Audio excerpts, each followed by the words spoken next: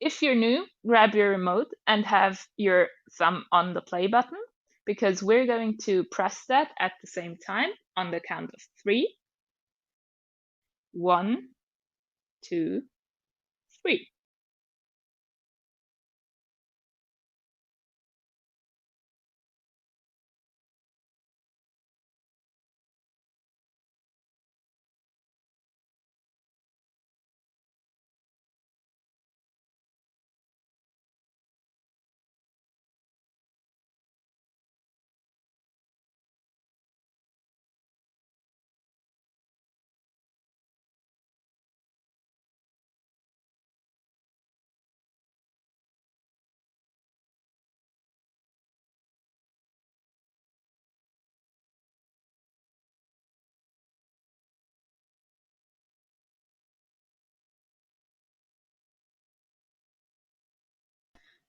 This is such a happy opening with the music.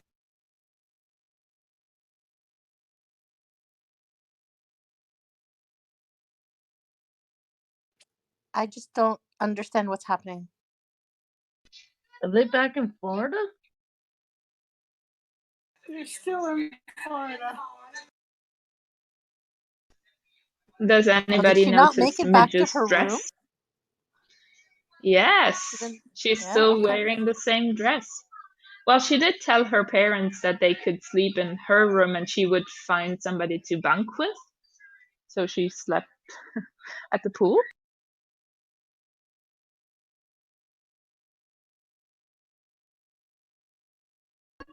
That would be me in the morning. Like, you wake me up and I'm gonna throw a peach ball at you.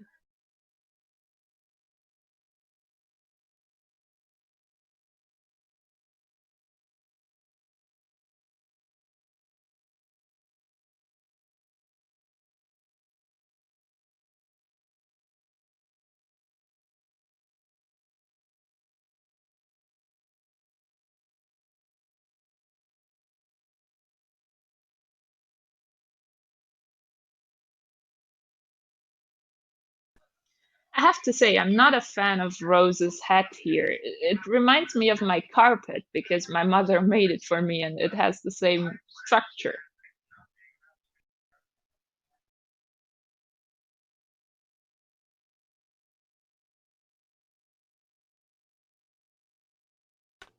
Now that you've said it, all I see is carpet. I'm so sorry, but it's really just the same. I believe you. I agree.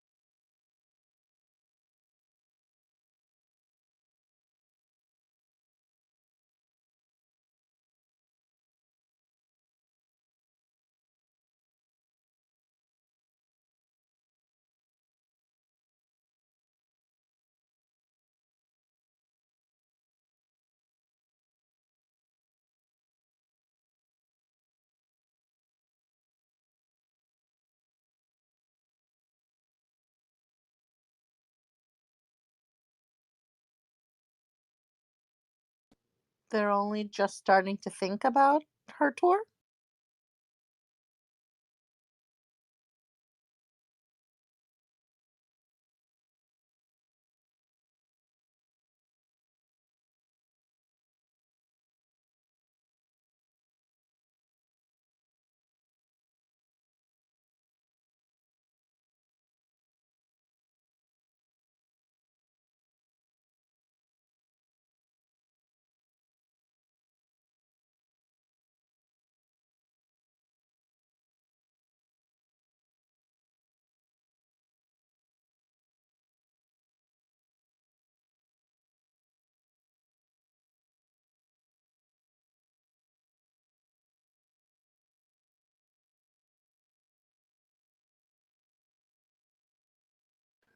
Wow, that's one happy looking lady there.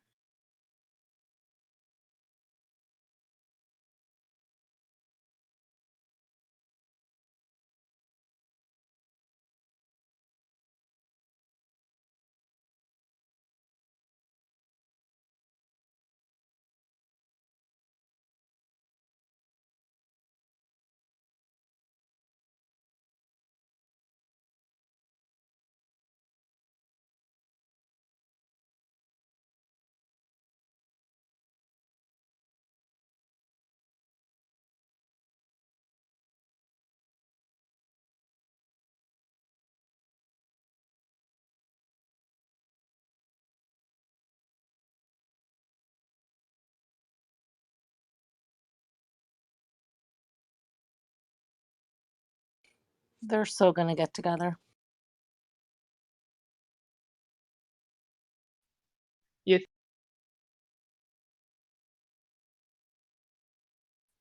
I guess we'll have to keep watching to find out.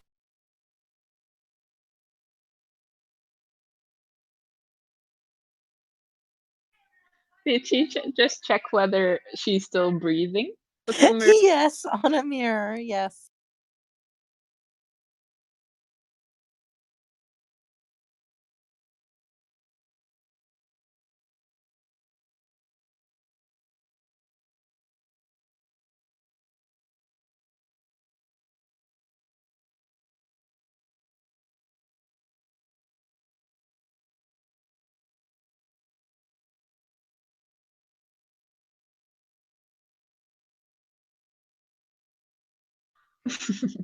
I find that so funny.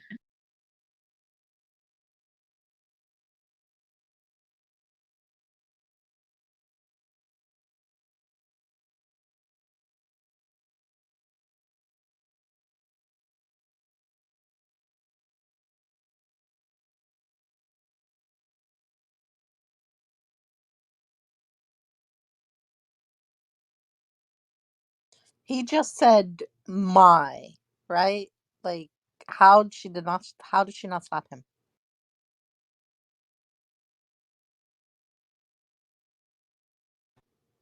Okay, are those good faces? Bad faces?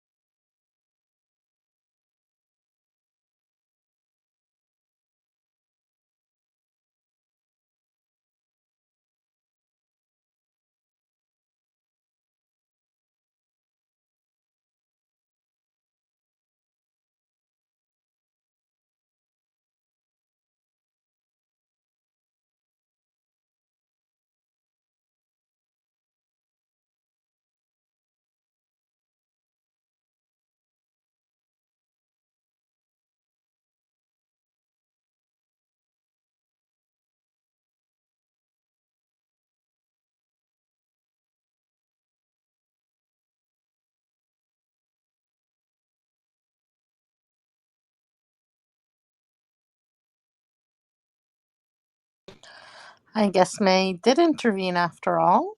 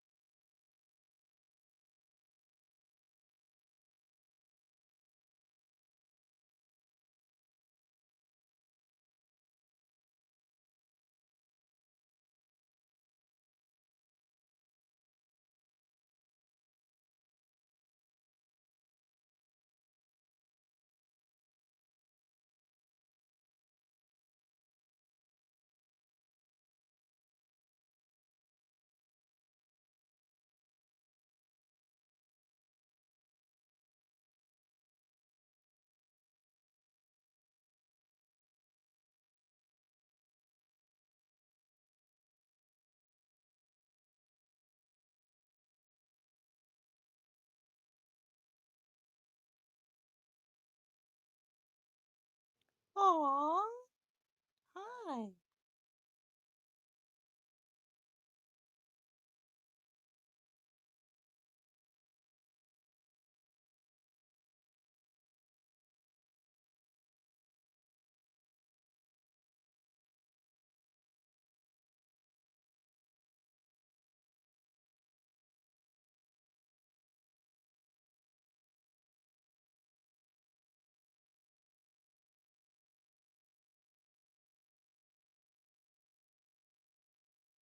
The murdering thugs know some guys on Broadway? That's interesting.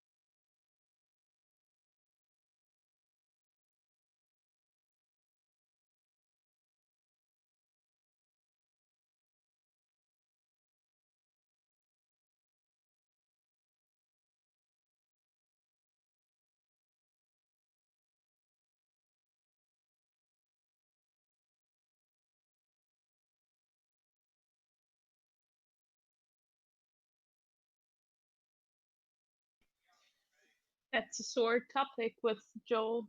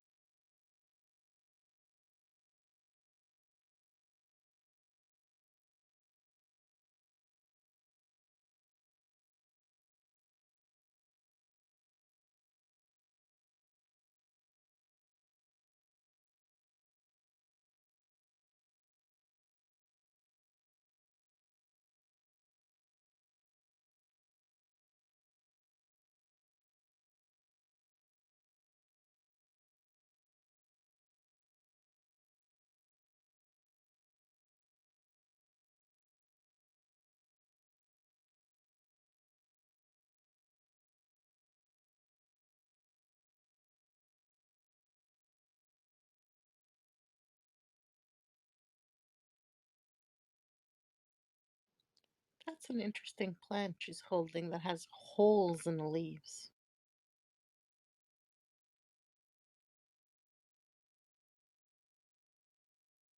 That's a tropical plant. I forget the name of it. It's beautiful though. I can't remember.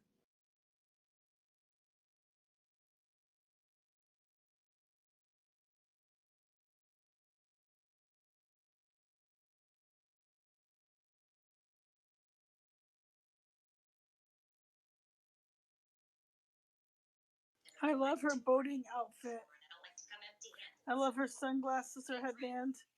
She looks very nautical today.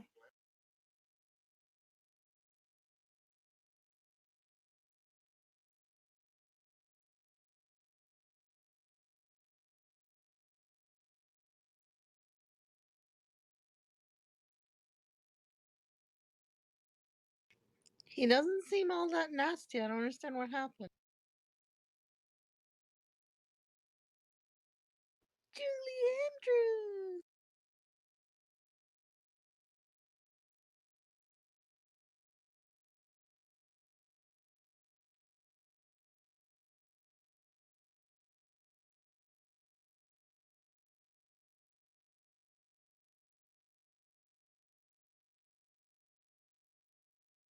I guess that's a good use of the letters. They went from Julie Andrews to Miss Julie.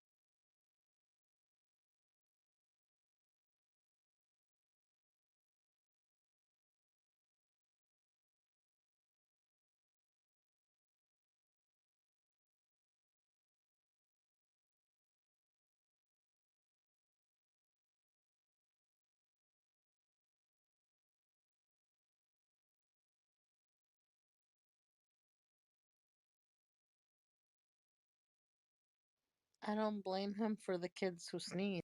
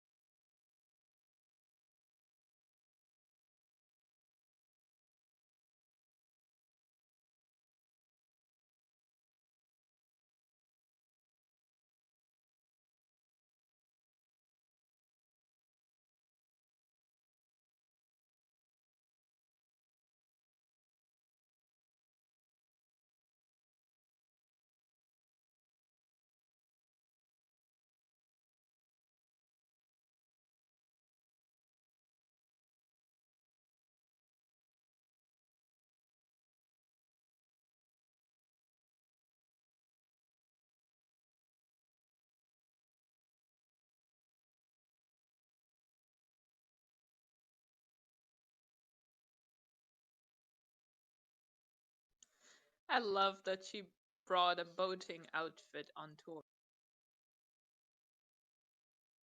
I feel like she's got an outfit for every possible situation.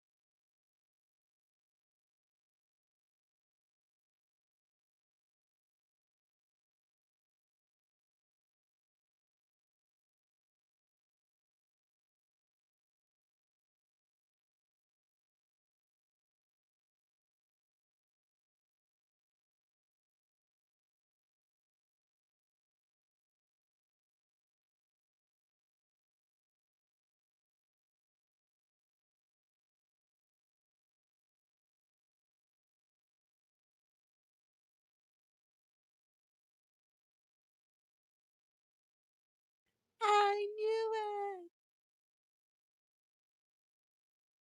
You were right.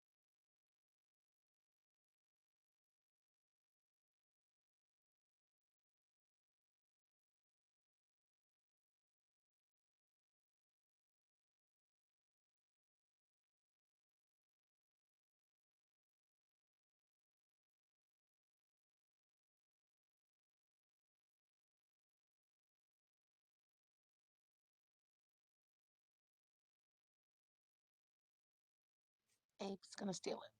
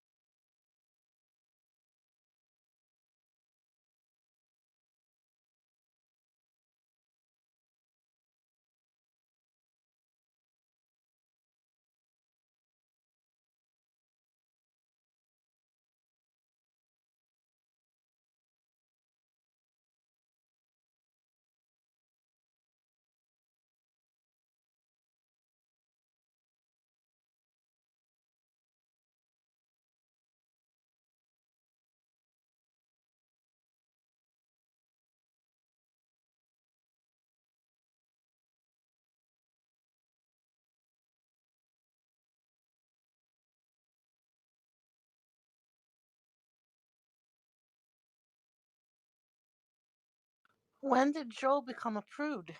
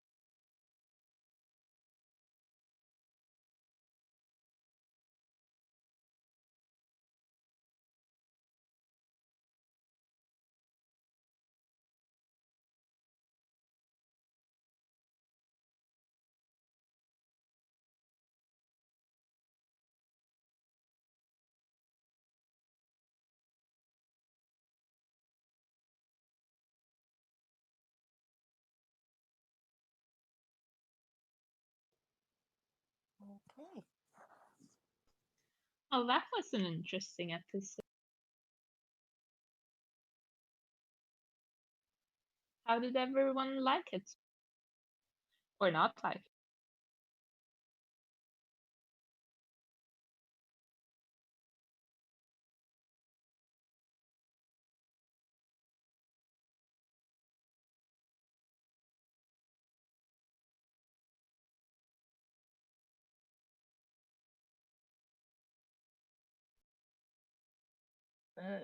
I I found it interesting how her mom really is not taking to her career, and um was happy when she didn't go on and perform. Yeah, both of her parents seem to be struggling with the fact that she's a comedian. They very clearly are not really happy about.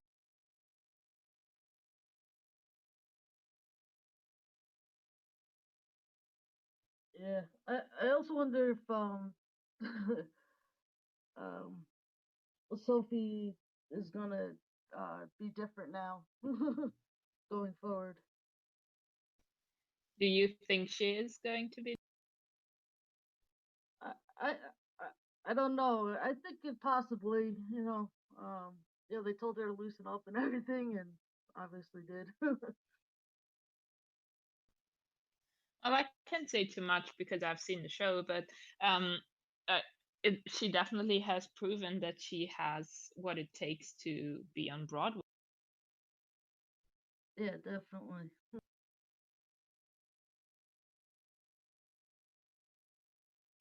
I will say I feel like this episode almost was two separate episodes. Everything going on with Shy and everything going on with Susie, and they seem to have taken very two different turns. So I kind of feel like Midge, her parents, and Shy are one storyline, and Susie and Sophie was another. And it's kind of hard now at the end to kind of merge them back together. I feel like they're very separate. That's true because even though Sophie's in Florida with Mitch, she was in this episode. We've almost only seen her on the phone.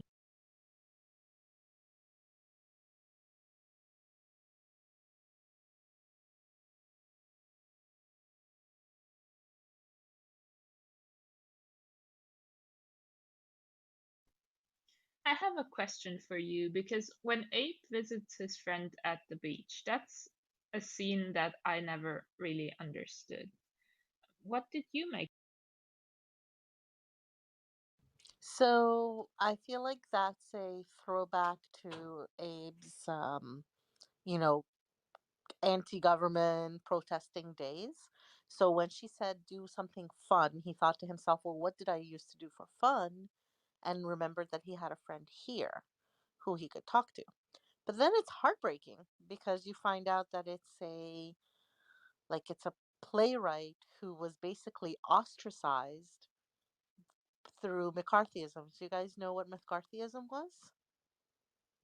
No, I'm not No. familiar with it. Okay, so I'm not too familiar on the timeline, so don't hold me on the timeline, but I want to say it was in the 50s and 60s, Early, yeah, maybe 40s and started 50s. started early 50s. Yeah, early 50s. Yeah. Yeah. So and they reference that here where they're like, like years it's kind of years ago when they're talking about it, but it's still kind of I feel like it's still prevalent, but it was early like at this point in 1960. But the real scare, I think, when I looked it up last night just to refresh my own memory, I think it was like 1954. So, it's not that far in the past. But go on. Well, I'll just say it was the birth. It came to be after World War II, and after like the idea that communism was spreading, and um, there was a Senator McCarthy who basically created a list in Hollywood. So I didn't know Broadway was part of it, but it was a Hollywood list of anyone who seemed to be sympathetic to communist ideals. and they were basically blacklisted out of the society. Their films were not produced, they didn't get any funding, and they were basically like blackballed. And so from this, it seems like it also went into Broadway. And so this guy was clearly a playwright that Abe knew, who Abe knew from, like it sounds like, from his, carefree days of protesting. And he basically ended up having to give up his entire livelihood. And so when you hear that, someone community college is doing a play of his, and he doesn't even want to see it, like the pain of everything he had to give up, it hurts him to even see someone repeating his word. Like that storyline was a little heartbreaking. I don't know if that helped make any sense at all of it. No, it made total sense. No, I appreciate you explaining it. Yeah, especially because I didn't know about it. So about what is it called? McCarthyism? Yeah, McCarthyism. So I Oh, mean, you okay. hear it nowadays, even referenced nowadays, with this, like, this idea of, like, if somebody's um thoughts or political thoughts don't match what someone else believes, and they expect them to be blackballed, or this, all the railing against cancel culture and all that, they keep saying that's the rebirth of McCarthyism. It's the rebirth of trying to drive people out of the society if they don't match the political aspirations that we think should be what the popular or the norm. So Yeah. it's Oh, sorry. Go ahead. no go ahead. I was just gonna say, like, it's actually a really interesting time to watch this, and kind of examine it. And it's also very interesting to watch with people who aren't American, because I think it's just like sort of, I don't want to say fun, but it's like it's interesting to discuss with people who aren't American, just to um sort of get across the fact that, like, post-war America was very patriotic, very patriotic. Everything about America, like, America came out feeling very good about themselves and prosperous. And so it was a very good, quote unquote, time to be an American. So the idea that anyone would support any communist ideals, whether fully or even in part, was very like dangerous to some people in charge, like, or at least they thought. And so it was very much like a, if you believe in any of these things, you're very anti-American, and therefore you must be snuffed out and dealt with. And that was McCarthyism, and that was quite bleak, you know, because America is a place where, theoretically many ideas should be able to flourish, but it was a really patriotic time because of the war. So it's complicated, and I myself don't know a ton about it, but that's why the 50s were a really interesting period, or one of the reasons, I think, because this was like when American ideals really, that, like, the ones that we participate in today, um you know land of opportunity, and like all of those things, like, it really came to light in this period, because the war left Americans, or America, prosperous and feeling pretty powerful. So, any threat to that was a huge threat, according to this senator. And so, you know, uh, that's sort of where it came from. And it was a lot of times racially motivated too, if you think about, like, Jewish culture. And so, they did attack the arts, because the arts are where more ideas are usually being explored, through theater and through art of all kinds. So yes, definitely, it was like part of the theater world, and also part of Hollywood. And there was a real campaign to silence a lot of voices. And so you can see why Asher would be just completely um uh heartbroken by this. And we talked a little bit about this last night for anyone who wasn't there, about how that might feel, kind of, he kind of like gives up and goes to Miami. um but I kind of, I'm with Mary. Like, I think that that's a real huge blow if that is like, I don't know, like, we're talking about Midge Maisel, pursuing an art throughout the whole series, and like what that means to her.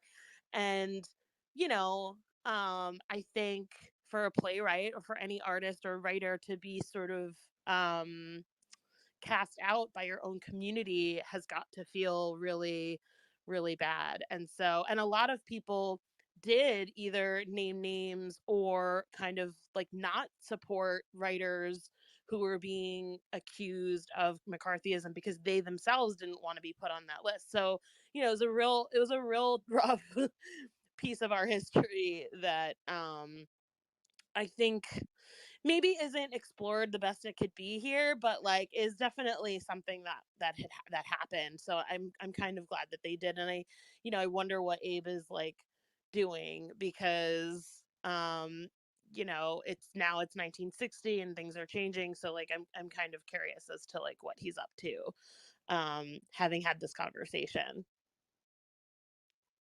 And I should point out, like, when we're talking about like people were cast out, there were actual trials for like treason. If you were accused of like being a communist or even a socialist, they could try you. Like, they passed laws. I don't remember how many laws, but they passed laws that could actually get you like tried. So as soon as someone whispered something, people backed off. Like, if I had a whisper about me that I was communist, nobody wants to be around me because they could also be dragged into the trial for supporting me. So it was really turned like brother against brother type of thing. So it had quite an effect, and it was quite profound. So like, I agree with Diana. I'm glad they touched on it because it was real and it had an impact.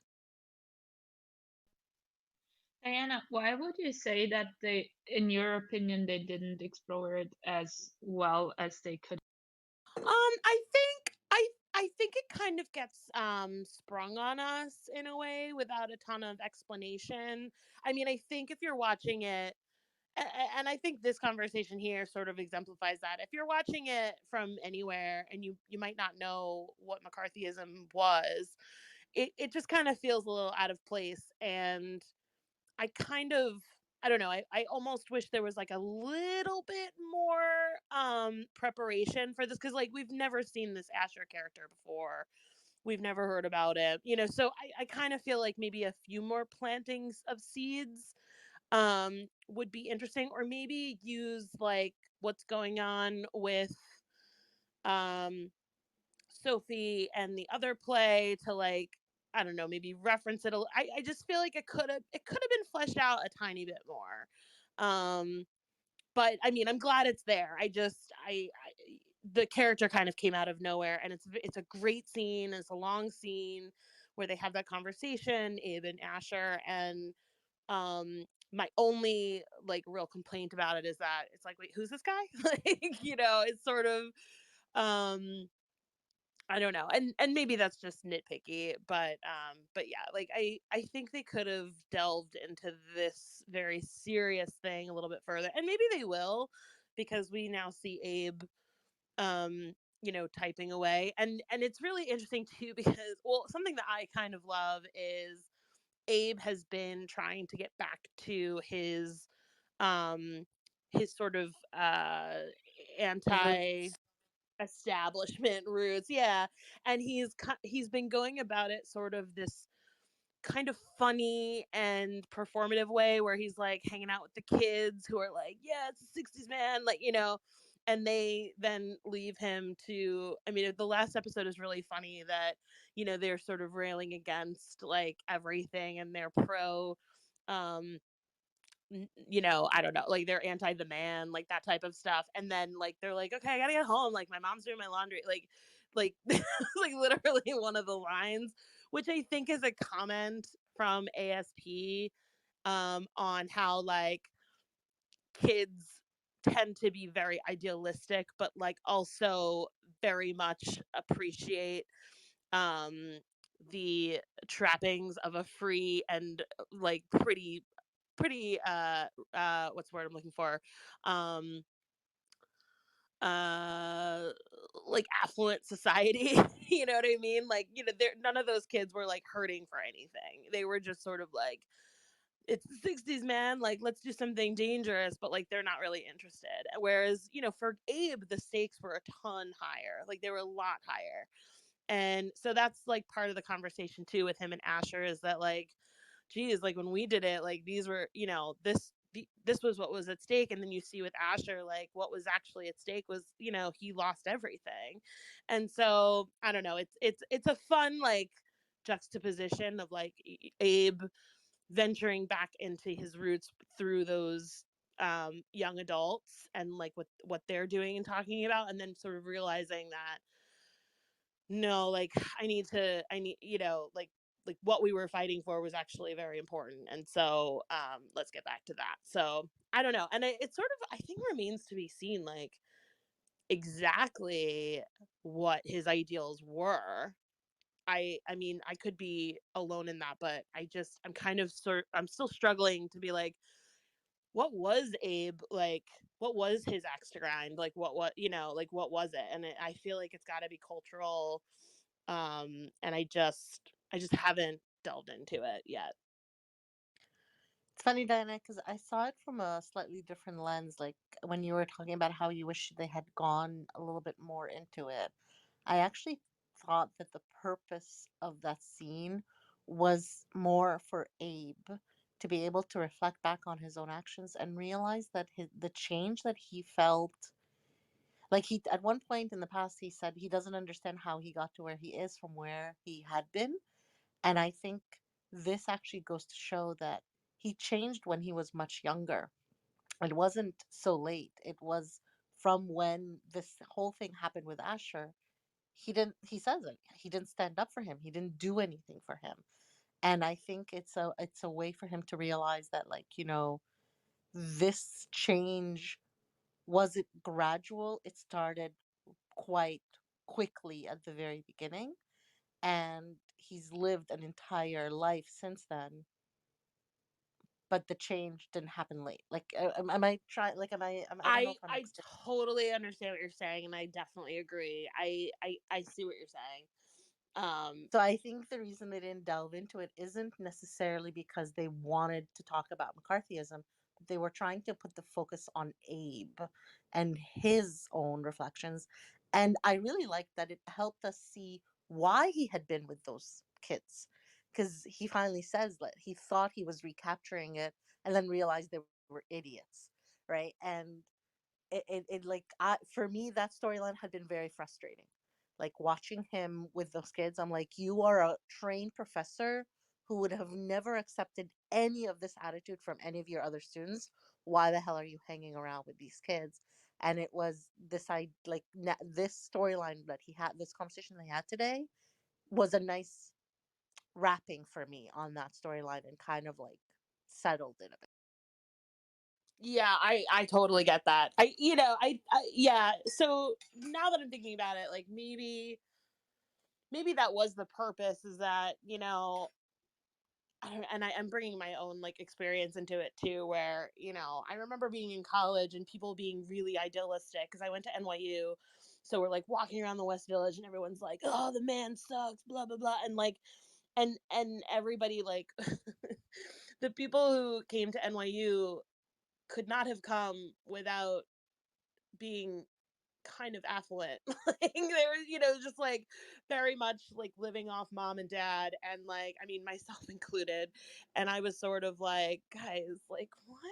And so that's kind of how I saw those students, was that like they were so idealistic, but like did not really understand what it's like to have everything taken from them, and like Asher does. So I feel like it is a nice juxtaposition, because the former is like played for like some laughs, and then it gets very serious.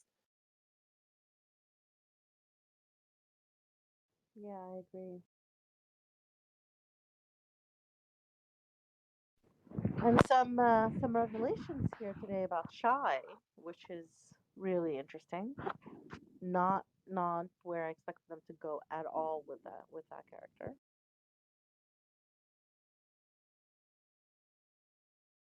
I mean, I love everything about it. It's, I think, the first time that the show really deals with race.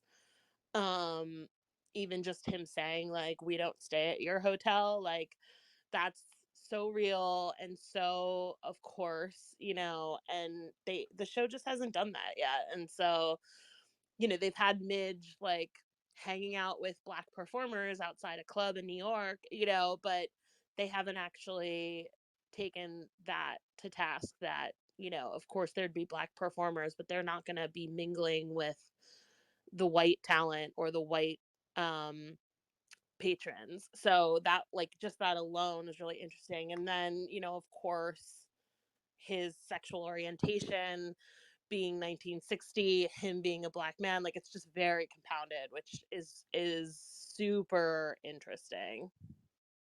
So I think this actually helps put why I have my feelings towards the show. This show is told through the lens of Midge, and Midge has a very limited lens. Like the only reason they're dealing with race is because Midge has to deal with race. So Midge is now becoming aware. Like she didn't notice that none of her bandmates or like none of the bandmates have a room in the same hotel as her. Like how focused are you or how narcissistic are you that you know where the white bass player's room is, but none of the other teammates or like other bandmates are in your hotel and you didn't know that.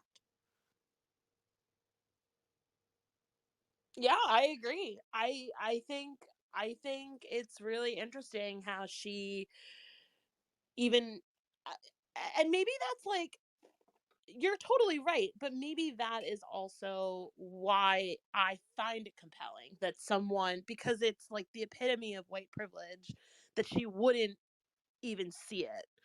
So, I feel like that in and of itself could be an interesting way to look at this, is that of course Midge wouldn't see it. Midge, it's not even that she's so self-involved, which she is, but it's just like of course she wouldn't see it because she doesn't have to. And so until her friend, who is her livelihood, like this man who is really her ticket to success, is, beat up and unable to move, that's when she has to deal with it. But I think, I don't know, like I have a little bit, I don't really have sympathy for her, but I also kind of have understanding about it, where it's like, well, of course she wouldn't have seen it until now. That is white privilege. Like she just wouldn't see it at all. Right. I think So, back, yeah. if I can jump in, I think back in that time period, the races kind of kept to themselves unless they had to be together. Like in Midge's case, she's finally is performing her opening for Shy Baldwin. So now she has to see that race in her face. But back in the 50s, they all stayed within their social classes pretty much. So if you were white, upper middle class, you didn't see the differences in class structures, or you just lived your life and you did what you needed to do to get through what you wanted to do. Does that make sense? Yeah, I would have to agree with you. It's what she's exposed to, and not if you don't see it or you wouldn't know. Um, You so kind of yeah, stayed we They kind of stayed in their own little, clicks. Yeah, not clicks, but yeah, not cliques, but their groups. Like the Irish yeah, cliques. Yeah, Americans were in one little group. The Italian Americans were in one little group. The Jewish Americans were in their own little group, and they didn't mhm, really mingle with each other. They did a little bit, but they didn't really. It wasn't a race thing. I mean, I don't think they thought about it as a race thing. I think they just stayed within themselves, especially, to get through whatever they needed to get through. Like the Jews were still kind of coming out of World War II, and they were sticking together, to solidarity, in solidarity, so that they can either, a lot of the 50s, I think, the Jewish culture, I need to look that up, but I think some of the Jewish culture kind of dissipated for a little bit, because they were afraid to show that side and that religious aspect, um, because of what just happened. And and then until the 70s, it started. The Jewish culture started booming again. When temples started opening and people started joining temples again. But there was a time where people were not joining temples and or just going for the high holidays and stuff, but they were not really out there showing their religion off on their shoulder or their necklaces or their chest. They were just trying to live, but they were staying together because they all knew each other and they all knew their own culture, and they weren't really unless they had to see somebody, they really didn't venture out of their areas. They all knew where their places were. It's interesting you bring that up because living in New York, um, my parents, they all lived in a town where it was predominantly where their family came from, where like you said it was Italy or Poland or Germany or if you're Jewish, they kind of like all the certain towns were. And to this day, they're still pretty much known as like, The oh, Jewish that's area, the Chinese Italian, area. yeah, Chinese is Chinatown. Like it kind of is like that still to this day. I mean, not as bad, but like I have a friend who, they're Jewish, and I grew up in a. I'm Catholic. I grew up in a predominantly Jewish town, and I never thought anything about these things because they were my friends. And recently, I had spoken to uh, one of my friends that came up about religion, and they were saying that um, her husband hides his. He wears a Jewish star. He hides it still to this day because of hatred and stuff like Right. that. It's sad, But yeah, But I think they all knew that other areas existed, but they just yeah, they would even say, don't go into that section, or don't go stay here, don't go into that section's okay, don't go here. They knew where not to go, they knew where to go, and they yeah, kind of just. I don't think of it as being so self-involved, although Midge is a little self-involved, but I don't feel as if it's self-involved. It's just that they just knew where their places were in society. If that makes helps anybody. I agree, but I also think the it's really for me the assumption that she makes that he could just walk into her hotel. You know what I mean? Like she doesn't think for a second that it might be different for him. So like even if she's not exposed, I think that's my issue with it, is that or not even issue, but that's my understanding of it, is that she can't fathom that things would be different for someone else. And so, doing the exact same activity that she wants to do, or can do, or whatever, like it just doesn't even cross her mind that someone else would have different circumstances until he says it out loud, and then she realizes, like, oh, of course. So I think that's really for me what it is that it never crosses her mind that anyone who isn't like her would have different experiences or would have different expectations from society. Like she just kind of assumes that everything goes the way that it goes for, For her, like that everything would go the same for everyone, right? And like yeah, that's just not true. I see that too. I see that too. Yes, I think she does think that everything should be my way or the highway. I don't think it's my way or the highway, but I think she thinks that, okay, why can't you just come here? Why, it's just like she doesn't understand that because he is a performer and he is well to do. He is paying her to stay in these hotels, basically. So He's also incredibly famous, so like that's the other right, thing, is that he's not just a black man, to her. he's I mean, famous, he's a famous right, songman. And and so but right, but and the reality is that he would just be a black man if he right, walked into the hotel. right. No matter how much fame he has, he's still going to be a black man, and he still can't go certain places in that time period. Right. And she does, yeah, and I get it. She doesn't understand that part. And so now it makes a ton of sense too that he'd be hiding his sexuality as well, because that's like even worse. Even You worse, know? yes, exactly. Because he can't, especially even now, black men a lot of times hide that sexuality or sexual preference because that is so taboo, I think, in that culture as well, in general. So that makes me wonder, does Reggie know? I think Reggie protects him. Because that brings me back to that story of the coin toss and Reggie insisting it has to be him. Like, why would Reggie want to put him in the limelight, knowing that he's going to even have a harder time dealing with everything he has to deal with? My my thesis is that Reggie is also gay. That's my thesis, is that they're both on equal playing fields here. That's my I don't know, but that's kind of how I read it. Is that Interesting. And I think Reggie protects him because he knows his secrets. He knows that, and that's why it has to be Reggie doing all his dirty work or whatever to get him where he is. He's like a bodyguard or a protector, and he's a comrade.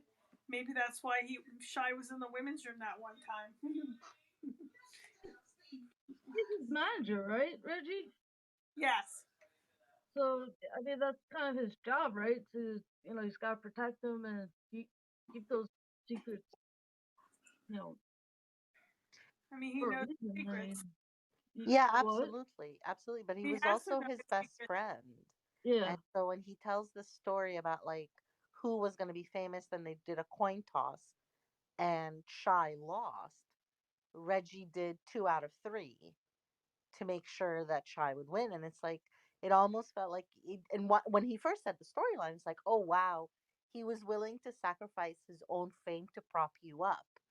But then when I think about, wait, if he knows you have not 2 strikes against him, but like he's both black and he's gay, like those two things would have made it harder for Shy to succeed versus Reggie if Reggie's not gay. Like if Diana's right and Reggie's gay too, then okay, they're even playing field.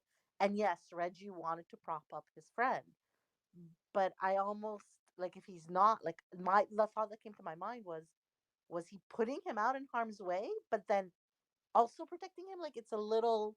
It seemed odd. And maybe he wasn't ready to be in the limelight. Reggie wasn't ready to be in the limelight himself, but he wanted them to, and he's like, okay, I think you're better at this, or you have a better more charisma to do this. I'm not ready. I don't want to be in the limelight. I don't want to be out there with all of this. So he knows to protect him and help him and keep his secrets. I mean, he might even feel that there's no way Shy could have taken care of himself, and so he would, and he's maybe the more, because Reggie seems like he means business. He understands the back end of things. He's sort of keeping the show on the road, where maybe Shy is not like that, and so maybe he was like, I'm the more responsible of the two of us. You're gonna be the star. I'm gonna be the I don't know, the organizer. you know.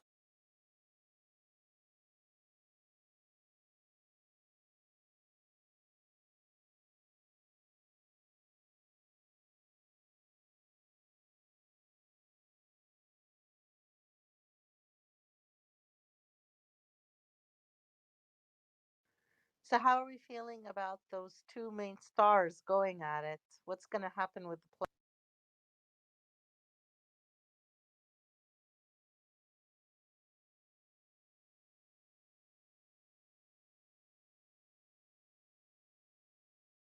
Hard to tell. First, my first question is: are they going to keep doing it, and then, or is this like a one and done type of thing? Like get it out of their system and they can move on. But yeah, you like when he came to complain about her at the beginning of the episode. As much as he was complaining, I'm like, oh, they're so gonna get together. But then, if they get together, will they play tank because they're not at each other's throats, and that sometimes can drive the creative juice.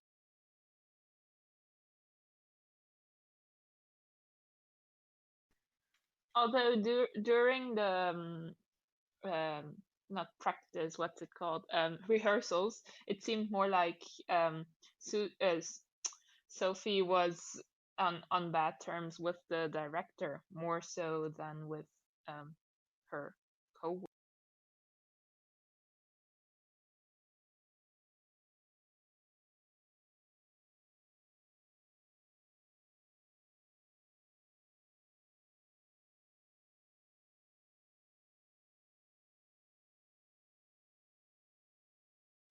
All I had to say is at least Susie's managed to find a balance in both being with Midge and Sophie.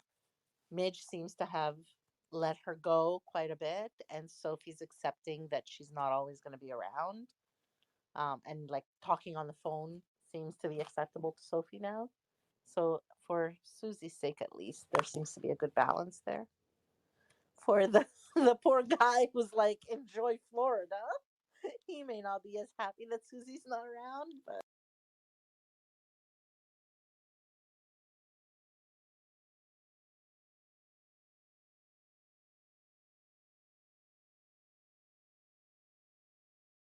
Yeah, I really like this storyline for Susie because it's one thing to sort of represent one person that you believe in and kind of put everything behind that. And obviously she and Midge have become more friends than business partners. But it is interesting to see Susie trying to learn the business through another client, where you have to sometimes pull some strings or like get really tough about stuff. And after Midge gave her that pep talk in the last episode, it's really fun to watch her sort of flex this muscle that she probably didn't know she had, which is um getting the theater back, which I think that's really funny. Like I gotta like I want to like look into like how Broadway theaters came to shows back in the day. Like I feel like now it might be a little different than just like paying for it. Like I think you have to have a little bit more happening with like producers and stuff like that. But yeah, I think it's really kind of cool to watch Susie be a different type of manager to Sophie. She's not the same type of manager to Midge. And so that's cool. That's her learning how to be a manager and learning how to split her time between clients who need different things. And I think that's kind of awesome. I also think it's really cool that we see her taking up Midge's suggestion and being harder to Sophie and like pulling through. Yeah, like not yeah, being scared absolutely. of her.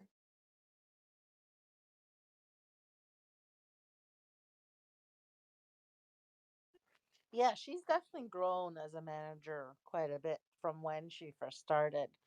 She was so grateful to have Sophie, and even like she was afraid to talk to Midge and hide everything from Midge, and now she's much more open and she just says it as it is. She's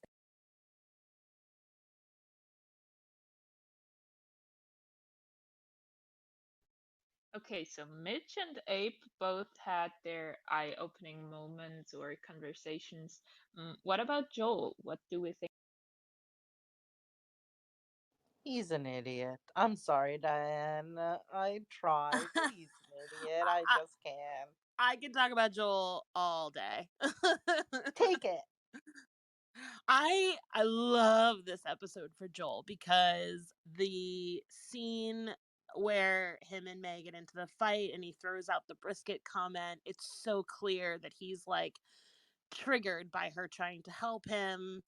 And I don't like I think this is his flaw, right? Like um he has come to terms in the last year with the fact that since he was a very small child, nothing, like he has no one has ever believed in him, never, um to actually do the thing that he sets out to do. And so, we got that scene in season 1 with or was it 2?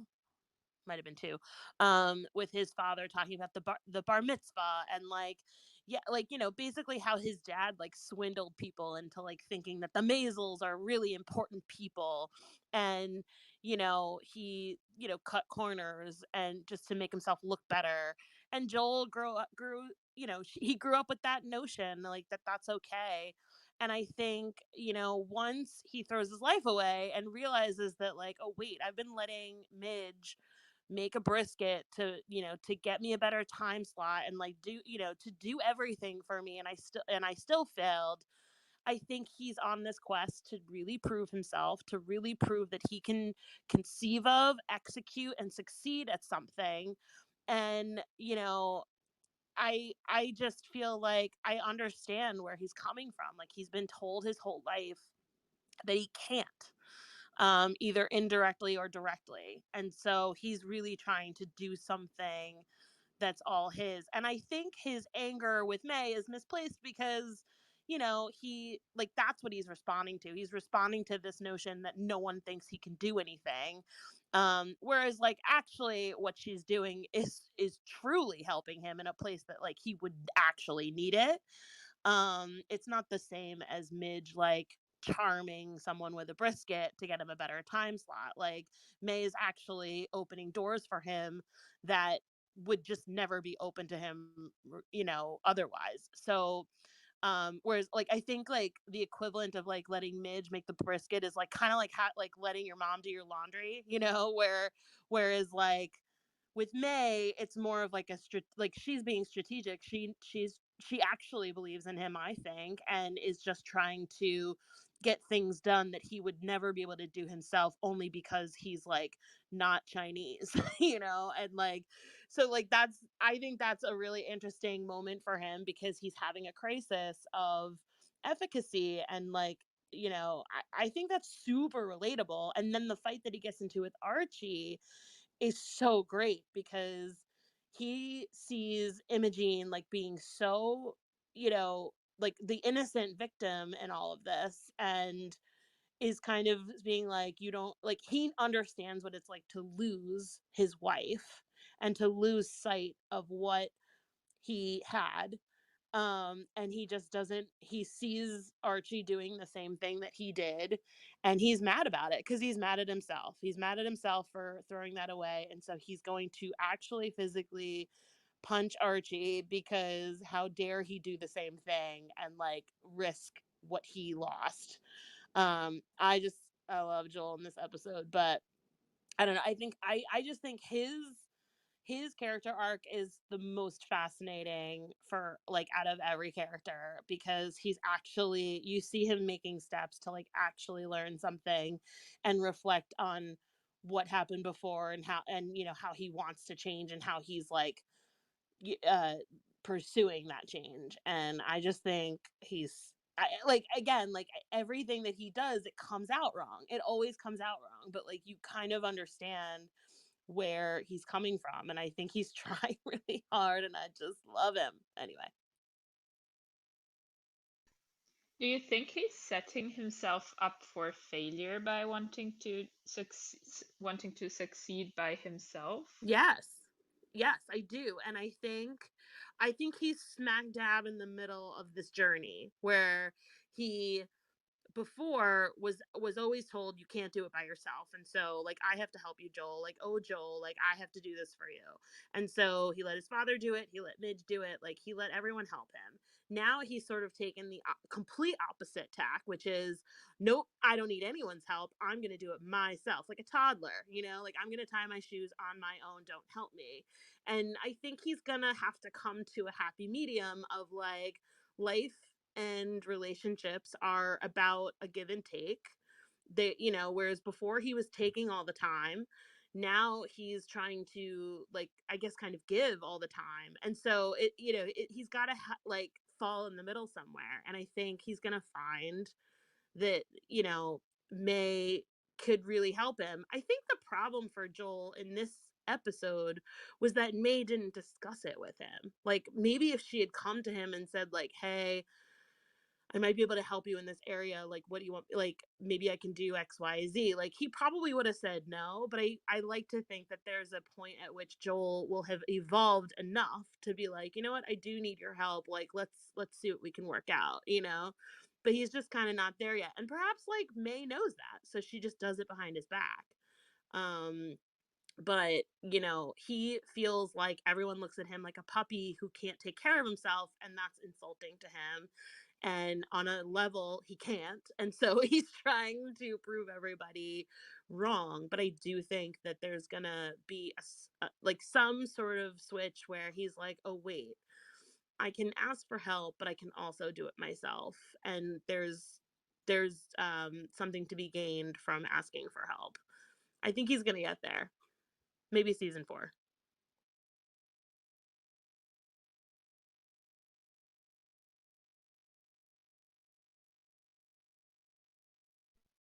I hope so because I'm also a huge fan of Joel, so I would love to see.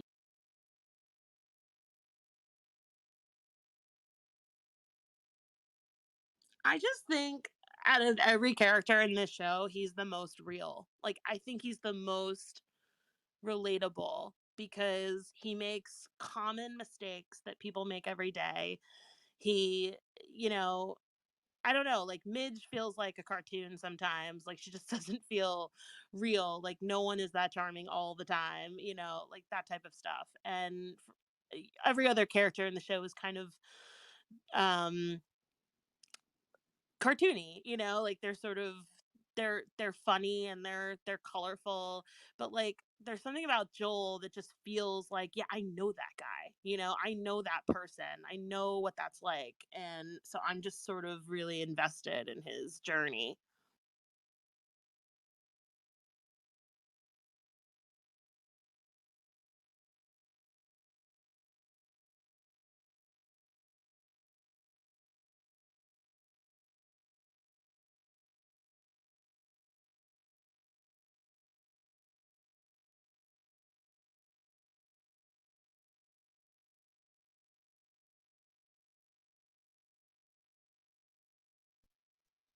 Okay, so I know we have the Nailed It watch starting in 7 minutes, and I don't want to go into that.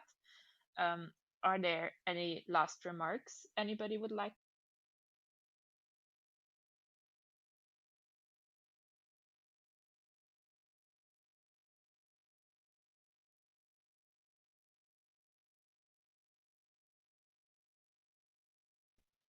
If not, I think we can wrap things up. And I want to thank you all for joining me and for this wonderful conversation we had, as always.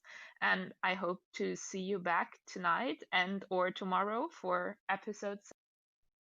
Thank Thanks you. for hosting, Sarah. You're welcome. Yes, thank you. I'll be back tomorrow because tonight I will likely not be watching, so I will definitely be there tomorrow. Well, I hope to see you there.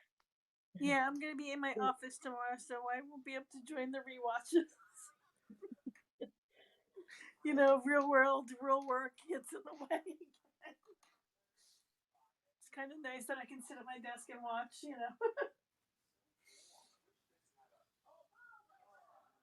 Yeah, guys, see you tomorrow. Take care.